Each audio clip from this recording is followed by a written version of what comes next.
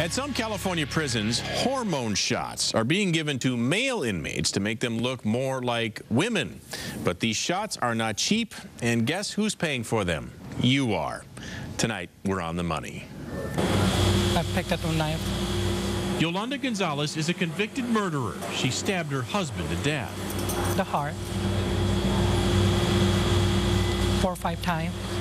Yolanda Gonzalez is behind bars for life, but serving time at a men's prison. You see, Yolanda is a transgender inmate who's been receiving hormone therapy shots every 2 weeks to become more feminine. It gave me what I wanted, which was my breath. And if you're wondering who's paying for Yolanda's hormone shots, the answer is you are, at a cost of $1,000 a year. And Yolanda is not alone.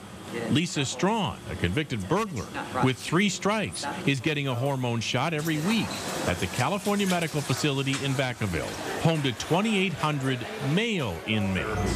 Is that something that you think is taxpayer dollars well spent? For me, yes. It may be good for Lisa, but not so good for taxpayers, who are shelling out an estimated $300,000 a year on hormones for California's 300 transgender inmates. The courts have ruled that inmates with so-called gender identity disorders must receive hormones behind bars if they were already getting treatments prior to prison. If they only knew how much this is costing us. Crime victims we talk to are outraged. If it is something that is elective, I don't believe we should be paying for it.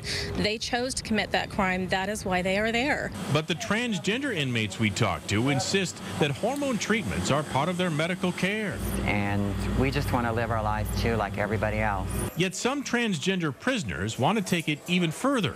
Lyralissa Stevens has filed a suit against the state, demanding that taxpayers foot the bill for their sex change operations, which can cost up to $50,000 each. It was this economy it is, the way we are struggling, and they're doing this. This is outrageous. But it's not our responsibility to take that step to help them to do that surgery. There's certainly several things that I would like to have plastic surgery done to myself. And nobody's paying for that for myself. These transgender inmates say they don't support the lawsuit, and they definitely don't want sex change operations, because doing so would mean they could no longer be around male prisoners. If I were to have a sex change, I would be transferred to a women's institution. I couldn't be with a woman. It's not in me to be with a woman. The state of California is fighting this sex change lawsuit. Lawyers for the state have filed papers in court saying that sexual reassignment surgery is not required under the Constitution and not medically necessary. Alice?